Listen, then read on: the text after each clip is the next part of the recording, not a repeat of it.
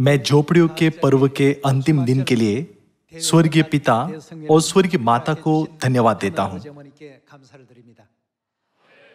मुझे आशा है कि हमारे सभी सियोन सदस्य पवित्र आत्मा की प्रचुर आशीषें प्राप्त करेंगे।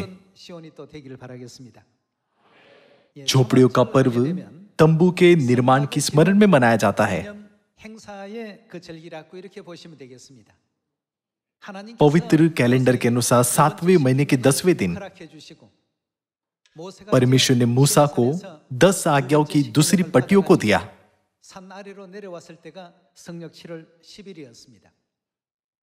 उस समय परमेश्वर ने मूसा को 10 आज्ञाओं को रखने के लिए एक पवित्र स्थान बनाने की आज्ञा दी थी।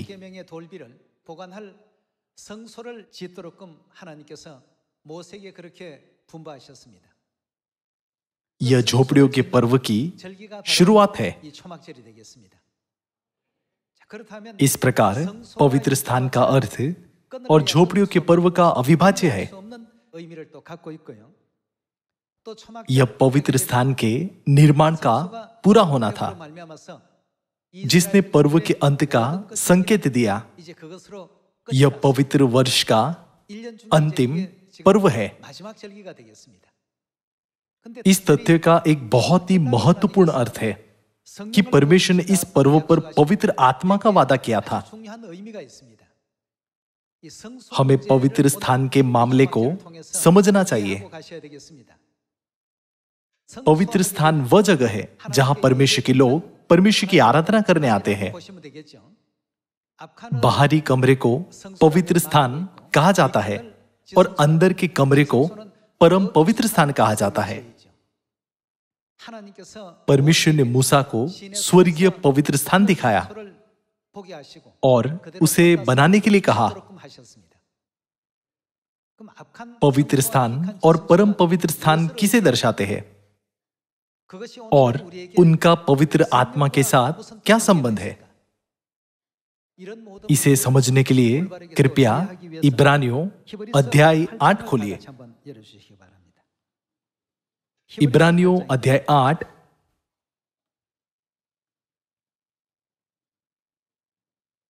इब्रानियों अध्याय 8 आयत 5 में लिखा है, वे स्वर्ग में की वस्तुओं के क्या प्रतिरूप और प्रतिबिंब की सेवा करते हैं। पवित्र स्थान की वास्तविकता स्वर्ग के राज्य में है। जैसे जब मूसा तंबू बनाने पर था तो उसे यह चेतावनी मिली, तंबू पवित्र स्थान है। इस प्रकार मूसा ने परमेश्वर के निर्देश के अनुसार पवित्र स्थान का निर्माण किया। देख, जो नमूना तुझे पहाड़ पर दिखाया गया था उसके अनुसार सब कुछ बनाना। यह सीने पहाड़ है।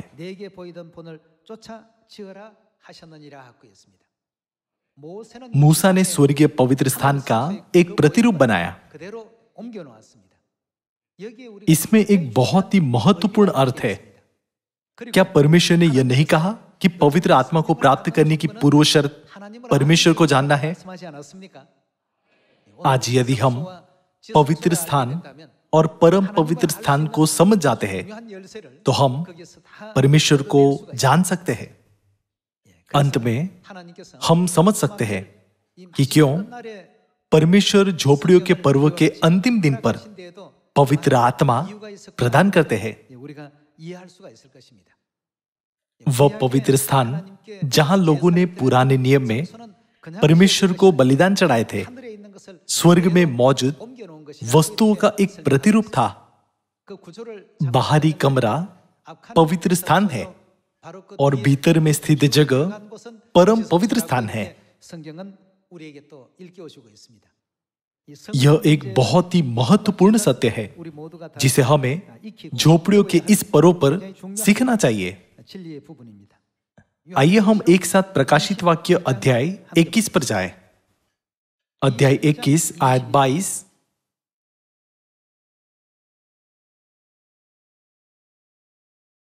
मैंने उसमें कोई मंदिर न देखा, क्योंकि सर्वशक्तिमान प्रभु परमेश्वर और मेमना, वे कौन है? उसका मंदिर है। मेमना किसे दर्शाता है? इसीलिए यहां बाइबल हमें सिखाती है कि यीशु मंदिर है। मंदिर का निवास, पवित्र स्थान और मिलाप वाला तंबू भी कहा जाता है। जब उठाकर ले जाने वाला पवित्र स्थान एक स्थिर इमारत बन गया तो वह मंदिर कहलाया। लेकिन यदि हम आयत 22 देखें तो यह लिखा है, मैंने उसमें कोई मंदिर न देखा क्योंकि सर्वशक्तिमान प्रभु परमेश्वर और मेमना उसका मंदिर है। आइए इस आयत से एक छोटा सा संकेत प्राप्त करें और यूहन्ना के सुसमाचार पर जाएं। बाइबल मेमने यानी यीशु मसीह को मंदिर के रूप में व्यक्त करती है। आइए हम यूहन्ना अध्याय 2 पर जाएं। आइए हम एक साथ यूहन्ना अध्याय 2 आयत 20 पढ़े।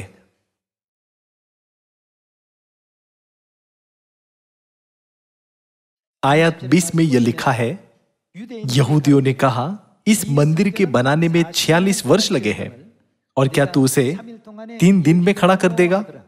परंतु मंदिर क्या था? उसने अपनी देह के मंदिर के विषय में कहा था।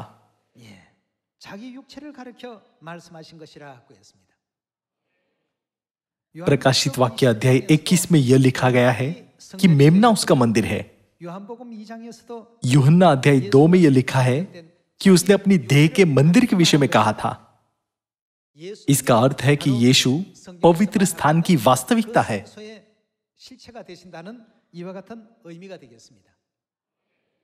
लगभग 3500 साल पहले इजरायलियों ने मूसा के द्वारा परमेश्वर की इच्छा सुनी।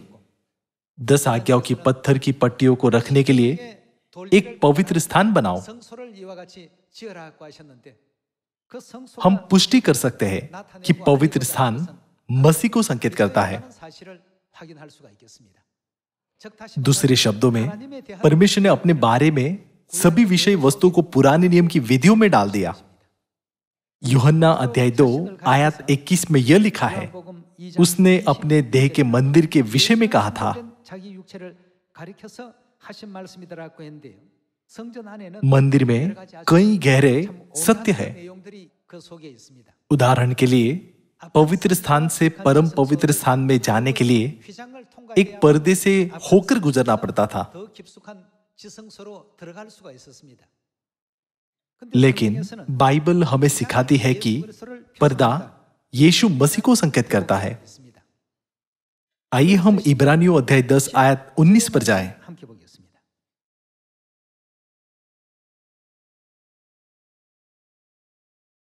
इब्रानियों अध्याय 10 आयत 19 में यह लिखा है, इसलिए हे भाइयों, जब हमें यीशु मसीह के लहू के द्वारा उस नए और जीवते मार्ग से पवित्र स्थान में प्रवेश करने का हियाव हो गया है।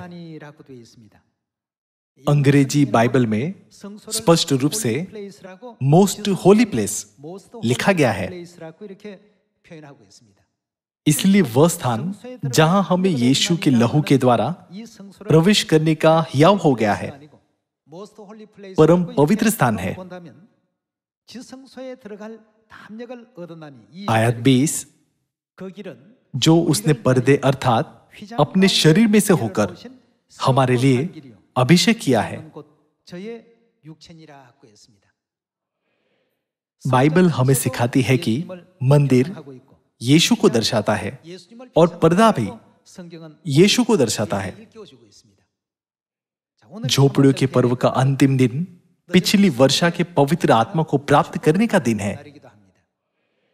पवित्र आत्मा प्राप्त करने के लिए क्या शर्त है? हमें परमेश्वर को जानने के लिए यत्न करना चाहिए, जो पिछली वर्षा के पवित्र आत्माओं को प्राप्त करने के लिए हमारे लिए पूर्व शर्त है। क्या पिता ने सत्य की पुस्तक में इसकी गवाही नहीं दी? आज यदि हम पवित्र स्थान और परम पवित्र स्थान को समझते हैं तो हम परमेश्वर को समझ जाएंगे। इसीलिए परमेश्वर ने तंबू के निर्माण के पर्व को अंतिम पर्व के रूप में निर्धारित किया। परमेश्वर चाहते कि उनकी संतानें पवित्र स्थान और परम पवित्र स्थान के रहस्य को जाने।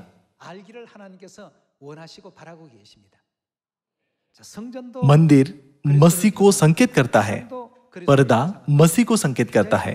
यह एक महत्वपूर्ण बिंदु है। तब परम पवित्र स्थान का आकार क्या है? यदि हम समझते हैं कि परम पवित्र स्थान किसे दर्शाता है, तो हम समझ सकते हैं कि परमेश्वर ने इस दिन को क्यों बहुत महत्व दिया। इसलिए आइए हम पहला राजाओं अध्याय 6 आयत 14 पर जाए। अध्याय 6 आयत 14 में यह लिखा है, सुलेमान ने भवन को बनाकर पूरा किया। उसने भवन की दीवारों पर भीतर की ओर देवदारू की तख्ताबंदी की और भवन के फर्श से छत तक दीवारों पर भीतर की ओर लकड़ी की तख्ताबंदी की और भवन के फर्श को उसने सनोवर के तख्तों से बनाया और भवन के पीछे की ओर भी उसने 20 हाथ की दूरी पर फर्श से ले दीवारों के ऊपर तक देवदारू की तख्ताबंदी की। इस प्रकार उसने परम पवित्र स्थान के लिए भवन की एक भीतरी कोठरी बनाई। उसके सामने का भवन अर्थात मंदिर की लंबाई 40 हाथ की थी। भवन की दीवारों पर भीतर की ओर देवदारू की लकड़ी की तख्ताबंदी थी और उसमें कलियां और खिले हुए फूल खुदे थे। सब देवदारू ही था, पत्थर कुछ नहीं दिखाई पड़ता था। भवन के भीतर उसने एक पवित्र स्थान यहोवा की वाचा का संदूक रखने के लिए तैयार किया और उस पवित्र स्थान की आयत 16 के अनुसार परम पवित्र स्थान को भीतरी पवित्र स्थान भी कहा जाता है। और उस पवित्र स्थान की लंबाई, चौड़ाई और ऊंचाई, लंबाई, चौड़ाई और ऊंचाई कितनी थी? 20-20 हाथ की थी। इस प्रकार लंबाई, चौड़ाई और ऊंचाई कैसी है? वे एक समान है। यह परम पवित्र स्थान का आकार है। और उसने उस पर चोखा सोना मढ़वाया और वेदी की तख्ताबंदी देवदारू से की। परमेश्वर ने परम पवित्र स्थान की लंबाई, चौड़ाई और ऊंचाई को एक समान क्यों होने दिया? परमेश्वर ने इजरायलियों को तंबू के निर्माण के दिन को क्यों याद दिलाया और इसे झोपड़ियों का पर्व क्यों कहा?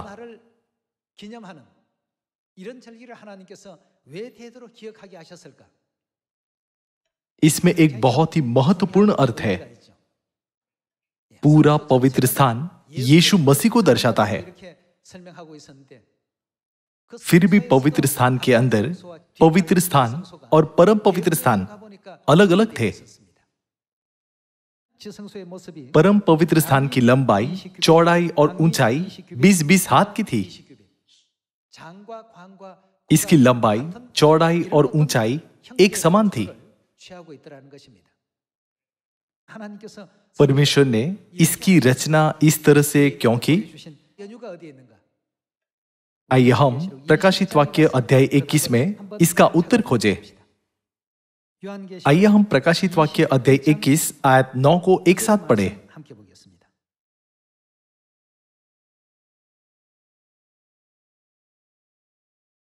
फिर जिन 7 स्वर्गदूतों के पास 7 अंतिम विपत्तियों से भरे हुए 7 कटोरे थे, उनमें से एक मेरे पास आया और मेरे साथ बातें करके कहा, इधर आ, मैं तुझे दुल्हन अर्थात मेमने की पत्नी दिखाऊंगा। यहां मेमने की पत्नी प्रकट होती है। क्या मेमना यीशु मसीह को संकेत नहीं करता है? स्वर्गदूत ने उसे मसीह की दुल्हन को दिखाया। आयत 10, तब वह मुझे आत्मा में एक बड़े और ऊंचे पहाड़ पर ले गया और स्वर्गदूत ने उसे क्या दिखाया? पवित्र नगर। और उस नगर का नाम क्या है? यरूशलेम को स्वर्ग से परमेश्वर के पास से उतरते दिखाया। स्वर्गदूत ने उसे यरूशलेम नामक नगर दिखाया। आइए आयत 11 देखें। परमेश्वर की महिमा उनमें थी और उसकी ज्योति बहुत ही बहुमूल्य पत्थर अर्थात बिल्लौर के समान यशब की तरह स्वच्छ थी।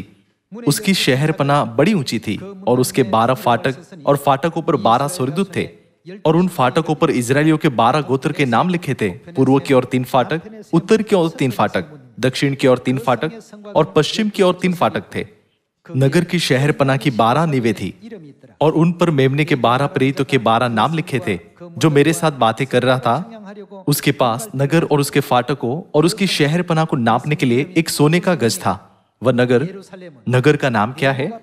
यरूशलेम वर्गाकार बसा हुआ था और उसकी लंबाई चौड़ाई के बराबर थी। और उसने उस गज के नगर को नापा तो 750 कोस का निकला। उसकी लंबाई और चौड़ाई और ऊंचाई क्या थी? बराबर थी। मेमने की पत्नी यरूशलेम के इस आकार को देखकर हम पता लगा सकते हैं कि यह परम पवित्र स्थान के बहुत समान है।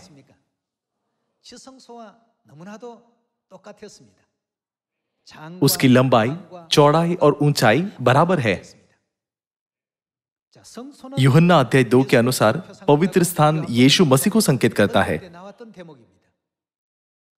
इब्रानियों अध्याय 10 आयत 19 कहता है कि पर्दा भी यीशु की देह को संकेत करता है।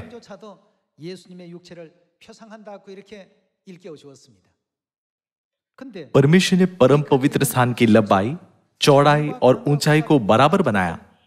इसके अतिरिक्त प्रकाशित वाक्य अध्याय 21 में किस नगर का आकार समान था? यरूशलेम की लंबाई, चौड़ाई और ऊंचाई बराबर थी। और यह यरूशलेम कौन है? यह मेमने की पत्नी को दर्शाती है। फिर आइए हम गलातियों अध्याय 4 में जाकर देखें कि यरूशलेम का हमारे साथ क्या संबंध है। आइए हम गलातियों अध्याय 4 आयत 26 पर जाएं।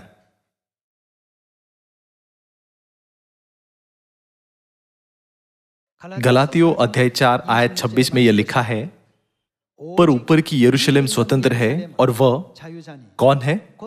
वह हमारी माता है। प्रकाशित वाक्य अध्याय 21 में यरूशलेम, जिसकी लंबाई, चौड़ाई और ऊंचाई समान है, किसे संकेत करती है? तब परम पवित्र स्थान किसे दर्शाता है?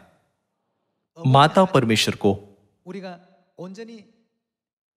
परमेश्वर ने पवित्र स्थान के भीतर एक आदर्श बनाया जिसमें पिता परमेश्वर का स्वरूप और माता परमेश्वर का स्वरूप शामिल किया गया ताकि हम इसे समझ सके। इसीलिए पवित्र स्थान के निर्माण के दिन को स्मरण करना झोपड़ियों के पर्व का एक महत्वपूर्ण नियम है। समग्र रूप से हम इसे पवित्र स्थान कहते हैं, जबकि बाहरी कमरा पवित्र स्थान है और आंतरिक कमरा परम पवित्र स्थान है। आइए हम यहेजकेल अध्याय 47 आयत 1 में पवित्र स्थान और परम पवित्र स्थान के विषय से संबंधित अनुग्रहपूर्ण घटनाओं को देखें। यहेजकेल अध्याय 47 आयत 1। यहेजकेल अध्याय 47 आयत 1 में यह लिखा है, फिर वह मुझे भवन के द्वार पर, दूसरे शब्दों में पवित्र स्थान में लौटा ले गया। और कहां से? भवन की देवड़ी के नीचे से एक सोता निकलकर पूर्व की ओर बह रहा था। भवन का द्वार तो पूर्वमुखी था और सोता भवन की दाहिनी ओर और वेदी की दक्षिणी ओर नीचे से निकलता था। तब वह मुझे उत्तर के फाटक से होकर बाहर ले गया और बाहर से घुमाकर बाहरी अर्थात पूर्वमुखी फाटक के पास पहुंचा दिया और दक्षिणी ओर से जल पसीज कर बह रहा था। जब वह पुरुष हाथ में मापने की डोरी लिए हुए पूर्व की ओर निकला, तब उसने भवन से लेकर 1000 हाथ तक उसे सोते को मापा और मुझे जल में से चलाया और जल टखनों तक था। उसने फिर 1000 हाथ मापकर मुझे जल में से चलाया और जल घुटनों तक था। फिर और 1000 हाथ मापकर मुझे जल में से चलाया और जल कमर तक था। तब फिर उसने 1000 हाथ मापे और ऐसी नदी हो गई जिसके पार मैं न जा सका, क्योंकि जल बढ़कर तैरने के योग्य था। अर्थात ऐसी नदी थी जिसके पार कोई नहीं जा सकता था। जल कहां से निकल रहा था? पवित्र स्थान से निकलने वाला जल एक बड़ी नदी बन गया। आयत 6। तब उसने मुझसे पूछा, हे मनुष्य की संतान, क्या तूने यह देखा है? तब उसने मुझे नदी के किनारे किनारे लौटा कर पहुंचा दिया। लौटकर मैंने क्या देखा कि नदी के दोनों तटों पर बहुत से वृक्ष है। तब उसने मुझसे कहा, यह सोता पूर्वी देश की ओर से बह रहा है और यह अराबा में उतरकर ताल की ओर बहेगा और यह भवन से निकला हुआ सीधा ताल में मिल जाएगा और उसका जल खारे पानी का क्या होगा? यह मीठा हो जाएगा। पवित्र स्थान से निकलने वाला जल समुद्र में मिल गया और समुद्र का जल मीठा हो गया। आइए आयत 9 देखें।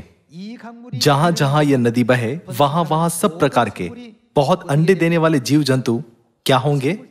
सब जिएंगे और मछलियां भी बहुत हो जाएगी क्योंकि इस सोते का जल वहां पहुंचा है और ताल का जल मीठा हो जाएगा, और जहां कहीं यह नदी पहुंचेगी वहां सब जंतु जिएंगे। जहां कहीं यह जल बहेगा वहां का जल मीठा हो जाएगा। प्रकाशित वाक्य अध्याय 22 में इस नदी को जीवन के जल की नदी कहा गया है ना? आयत 10, ताल के तट पर मछुए खड़े रहेंगे और अनगदी से लेकर एनेग्लेन तक वहां जाल फैलाए जाएंगे और उन्हें महासागर किसी भांति भांति के अनगिनत मछलियां मिलेगी। परंतु ताल के पास जो दलदल और गड्ढे हैं उनका जल मीठा न होगा, वे खारे ही रहेंगे। नदी के दोनों किनारों पर भांति भांति के खाने योग्य फलदायी वृक्ष उपजेंगे जिनके पत्ते न मुरझाएंगे और उनका फलना भी कभी बंद न होगा, क्योंकि नदी का जल, यह जल कहां से निकला है? पवित्र स्थान से निकला है। उनमें महीने महीने नए नए फल लगेंगे। उनके फल तो खाने के और पत्ते औषधि के काम आएंगे। यह लिखा है कि जीवन का जल पवित्र स्थान से बहता है और सभी जीवित प्राणी जीवन पाते हैं। प्रकाशित वाक्य अध्याय 17 आयत 15 के अनुसार समुद्र मानव समाज को दर्शाता है। जब जीवन का जल मानव जाति को दर्शाए गए समुद्र में बहता है, तो जहां कहीं भी जल जाता है वहां क्या होता है? सब कुछ मीठा हो जाता है।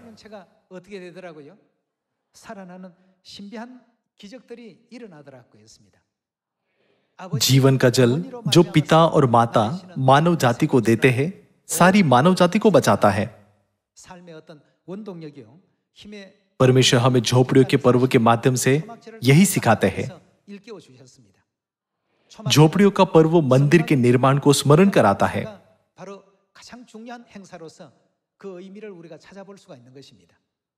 परमेश्वर ने एक बार फिर इस दृश्य के बारे में एक प्रकाशन दिखाया। आइए हम प्रकाशित वाक्य अध्याय 22 पर जाएं। आइए हम प्रकाशित वाक्य अध्याय 22 आयत 1 देखें।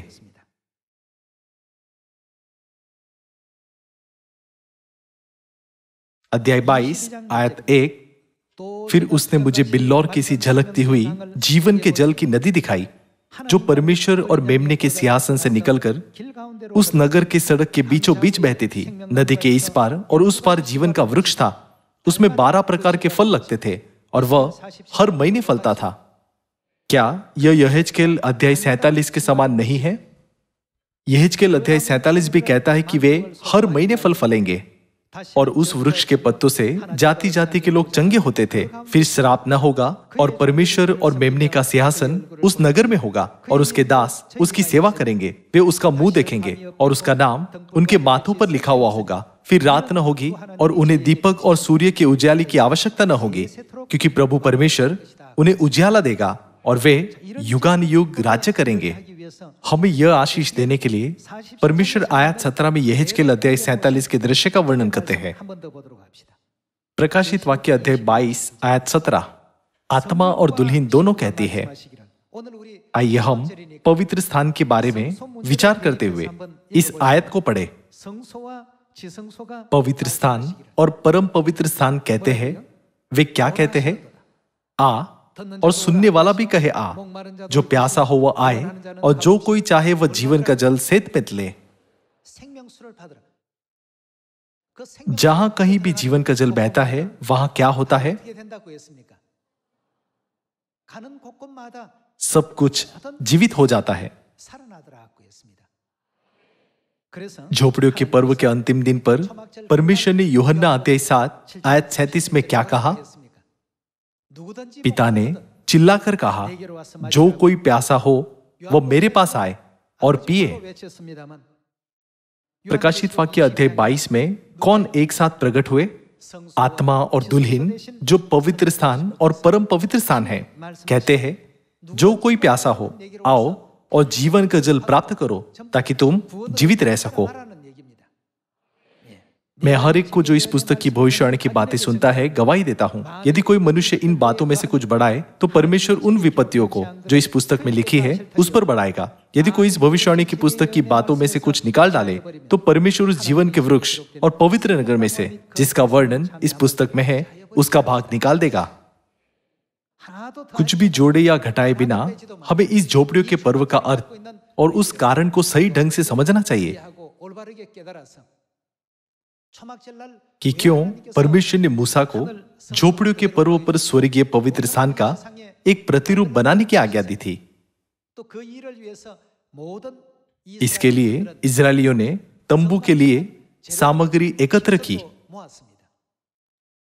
परमेश्वर ने हमें सिखाया कि इस युग में हमारे खोए हुए भाई और बहनें मंदिर के लिए सामग्रियां हैं। इसीलिए हमें प्रत्येक आत्मा को परमेश्वर के वचन का प्रचार करना चाहिए ताकि वे जीवन का जल प्राप्त कर सके और उद्धार पा सके। हमें सारी मानव जाति को बचाने के लिए खुद को समर्पित करना चाहिए। जब हम स्वर्गीय पिता और स्वर्गीय माता के वचनों को स्वीकार करते हैं, उन पर विश्वास करते हैं, उन्हें समझते हैं और व्यवहार में लाते हैं, तो मानव जाति का उद्धार पूरा हो जाएगा। आइए हम इस झोपड़ियों के पर्वों पर बोले गए वचनों तंबू का निर्माण करो के अर्थ को समझे, ताकि हम स्वर्गीय पिता और स्वर्गीय माता में अपने विश्वास को मजबूत कर सके। यदि हम परिश्रम पूर्वक पिता और माता का प्रचार करते हैं तो अंधकार दूर हो जाएगा। क्या यूहन्ना अध्याय 1 में यह नहीं कहा गया कि परमेश्वर ज्योति है? जहां कहीं भी ज्योति होती है वहां अंधकार गायब हो जाता है। इसलिए आइए हम लगन से प्रचार करें। हमारे पवित्र एलोहिम परमेश्वर इस अंधकारमय दुनिया में ज्योति के रूप में आए। आखिरकार पिता परमेश्वर और माता परमेश्वर को प्रकट करने की परमेश्वर की इच्छा पवित्र स्थान के भीतर छिपी हुई थी। यह आशा करते हुए कि हमारे सियोन के सदस्य पिता और माता पर दृढ़ विश्वास करेंगे और अनंत स्वर्ग के राज्य में प्रवेश करेंगे, मैं आज के उपदेश को समाप्त करना चाहूंगा। आपका बहुत बहुत धन्यवाद।